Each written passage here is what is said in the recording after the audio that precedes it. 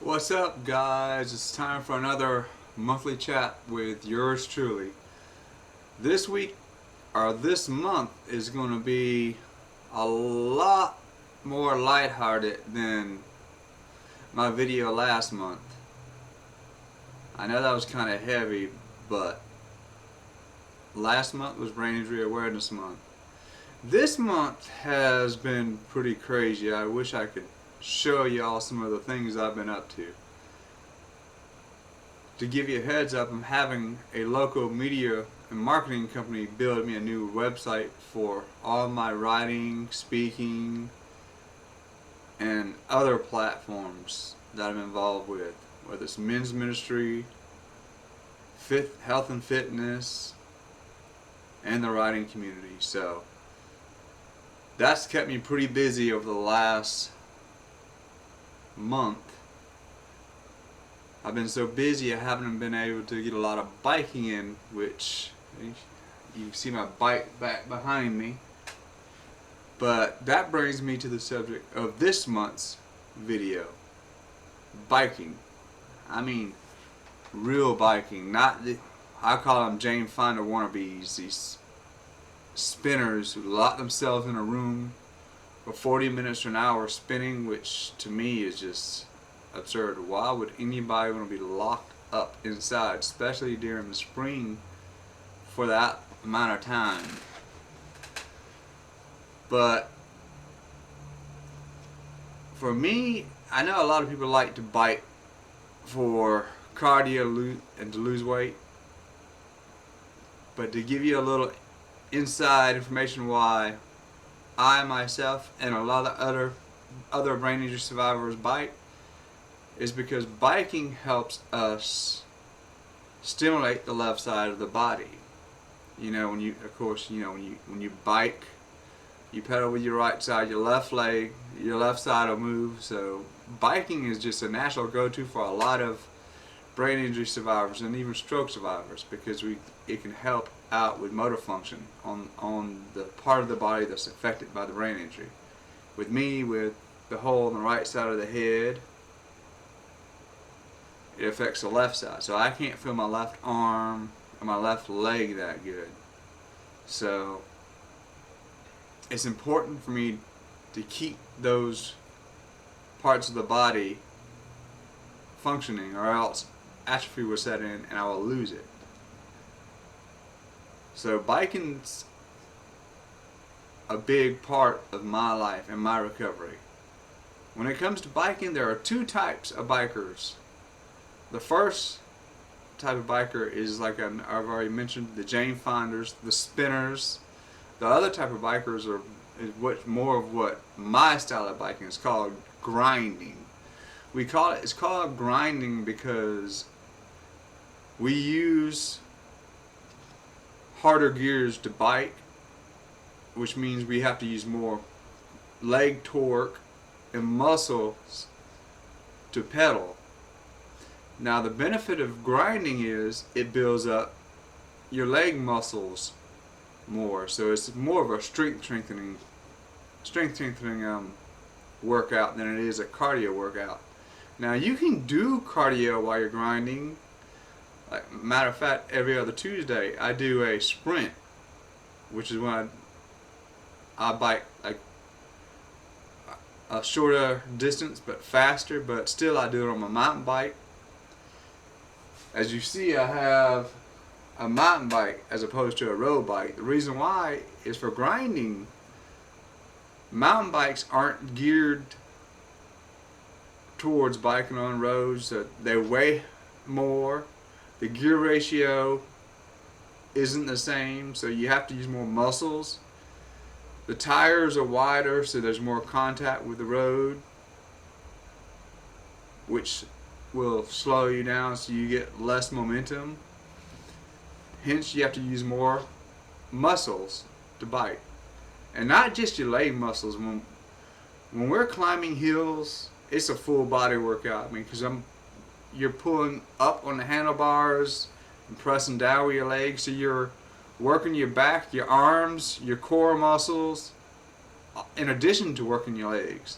This is grinding. And before any of you get concerned about my tires on my bike being bald, those are considered, they're not old tires. Those tires are actually probably about 3 or 4 months old. But they're smooth in the middle, so I get less friction and I can roll faster.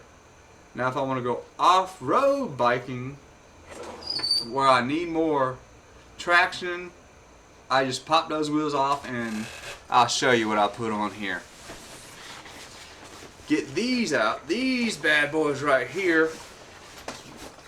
Right here. Let me pull it out of my bike wheel carrier.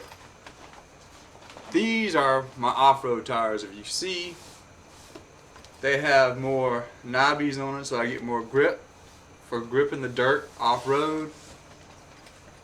And again, it will be more muscle movement. You know, I like doing that. For most people with brain injuries do that because it builds up. For me, I'm going to give you guys a little history on me with biking. When I first got out of the hospital, you know, I was learning how to walk again. I could barely feel the left side of my body because of the brain injury. The first time I got on a bike was probably about 15 to 20 years since I had last ridden a bike. And I literally fell off my bike. Part of it because my equilibrium was off. The other part was I didn't have the strength in the left side of my body to pedal to keep the momentum to keep the bike going, so I fell off. With that said, it's important. If you're biking, I know it's not cool, you got to have one of these. This is probably my third or fourth biking helmet. This one right here is probably about 5-6 years old. The general rule is each time you have an accident and you hit your helmet, it's time to get a new one, because it does something with the infrastructure of your helmet. Next time you might not be so lucky. With me missing part of my skull, I'm wearing a helmet. Even when I first got out of the hospital, I was playing softball with our church at the time. I wore a helmet because I was so paranoid that the ball might hit. I might hit a foul ball and come back hit me in the head. Boom. I'm cracked open. I'm hard-headed, but right here, I'm not too hard-headed. It's really literally like the soft spot on a baby's head. But with the biking, again, grinding is more of a muscle workout. A lot of times I may post on social media that I'm going biking, like hopefully, good Lord willing, if I'm done with all my riding projects by this weekend, I'm going to go on a 40-mile bike ride through the county I live, going up to a lake. I'll probably jump on here and post some pictures. Matter of fact, I think I put some old pictures in this video you'll see of some of my 40-mile bike ride pics. And again, it's just a great opportunity to get outside, not be locked up inside of a room with, who wants to be locked up in a room with 20 to 30 other people sweating, stinking, smelling? Get outside, get some fresh air. I know it's not too hot yet. Here in the south, today I think we had 90s. But next month, May, is National Biking Month. So if you have a bike, get outside, bike with your families, and enjoy being outside. I know where I live, where I went biking last month with my church family, there's a canal, and it's just the traffic on the canal now is just crazy because everybody's wanting to get outside and exercise because they're paranoid of being inside exercising. So next month is a great chance to get out and try some grinding. It's a little bit more time consuming, but trust me, you'll burn a lot of calories, but you also build muscle. And this is grinding, not spinning, for all you Jane Finders out there. But that's really all I wanted to say this month. I wanted to get y'all ready for next month, for National Biking Month. But I'm going to throw some pictures on at the end of this video for you to see some of my biking adventures. If I can get out after having 15 strokes and missing part of my brain and bike 40 miles, anybody can. Yeah, work it. Start out small, like 3-4 miles, but each time you bike a little bit further and a little bit faster. That's how you build up your endurance. That's how you condition your body to the heat. That's how you condition your body to the movement. Because trust me, if you're not used to movement, using parts of your body that you use when you grind, like your leg muscles, your back, your arm, your chest. My chest gets sore when I grind sometimes because I'm pulling back and up while I'm trying to thrust my hips and my legs down to give myself some more torque to get up hills. It's a full body workout. If you're wanting to build your muscles in your lower body, try grinding. That's primarily why I bike, is to grind, to build my leg muscles up, keep my legs good and strong, which helps me with walking. It helps me with running, and being on a bike, it helps you keep your balance also. One thing I really don't understand is why people want to get on a treadmill and hold on. You know, the reason why we swing our arms naturally when we walk is because that helps keep our balance. So if you're getting on a treadmill to walk, you don't need to hold on. Unless, of course, you walk with a walking aid like I had to for a while with a walker. But the idea is to walk. If you don't need a walking aid when you're walking around your house or walking back and forth to your car, you don't need to go on a treadmill and walk. Now I see a lot of people jack these treadmills up and hold on, which, if you want to jack the treadmill up to burn more calories, then why would you hold on? Because if you hold on while you're on the treadmill, guess what? You're not working any harder, and you're not burning any more calories. Which your purpose, your motivation for doing cardio shouldn't be to burn calories. It's the whole point of cardio is to get your heart rate up, to make your heart stronger, which will increase your metabolism, lower your risk of strokes, heart attacks, heart disease. It strengthens your lungs so that if you get sick, it's easier for to get the congestion out. That's cardio. I know a lot of people think cardio is all about burning calories. If people knew how many calories it takes to burn a pound of fat off, they see how pointless it is. It takes 3,500 calories to burn 1 pound of fat off. Now you get on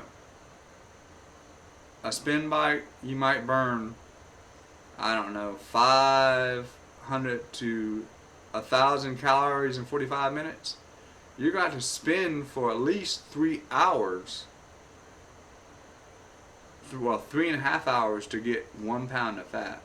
Sure, you're going to sweat, but that's not the goal. I'm going to do another video later this year on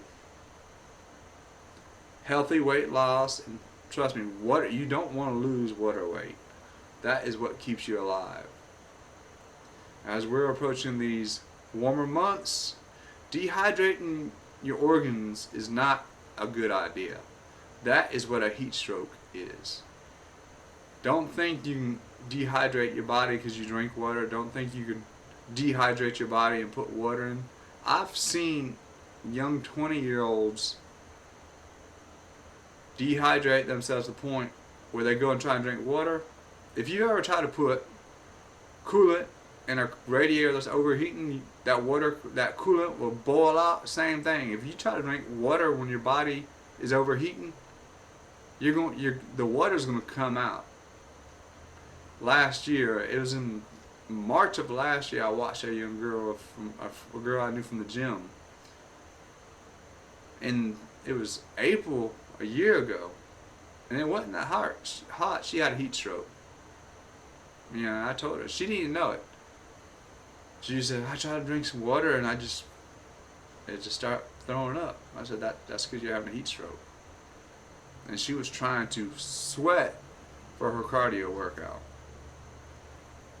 That's just, to me, it's crazy. For me, if I get over dehydrated, I have a seizure.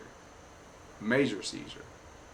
Because your brain is made up of water, but for me with my brain injury, when it gets dehydrated, guess what? I'm going to have a seizure. That's why when I grind, I'm drinking lots. The days I bike, I drink anywhere from 2 to 2.5 gallons of water. And I have at least a half gallon of water down before I even go. Then I drink another gallon while I'm biking, come home, drink another half gallon. I drink tons of water. But I'm grinding. But that's all I really want to talk to you guys about this month was the difference between biking, grinding, and spinning. So next month is National Bike Month. Get your bikes out. Get ready. Always wear your helmet and bike safely. If you're in the South like I am, get you one of these skull caps. These are I use Head Sweat brand. They're actually made in Colorado. You can go on Amazon, just Google them, Head Sweats. They're great because they keep the sweat from getting your eyes, running down into your nose. So if I run or bike, I'm wearing a Head Sweat. They're great. I've got a couple of white. You can get them in any color. I've got white and black. I want to get a blue one. No, not because I want to color coordinate. Just I like it. And another quick tidbit about colors: bikers. When you see a biker out wearing bright colors, I know this one isn't that bright. Like I've got some bright yellows, bright red, even a bright orange one. We wear bright colors because the brighter the color, it reflects the light off us. Not so people could see us, but because when it reflects the light off of it, we don't get so hot. Darker colors absorb more sunlight and makes you hotter. And if I'm out biking 40 miles in 90, 95, I've been out in 110 degree temperatures biking. I don't want to be absorbing all that sunlight, overheating, and falling out. So when you see a cyclist biking wearing bright colors, it's not so they can some want to be seen, but it's not just so they can be seen. We're wearing bright colors because it helps keep us cooler. I don't mean that as hip, but temperature wise. But that's it for this month, guys. Get out there. Get ready for next month. National Bike Month. And then check back here next month because I'm going to have a special video that I'm really excited about. Something that really I haven't been able to do for a couple years, mainly because of the pandemic. You'll have to check in next month to see what it is. So until then, guys, get your grind on.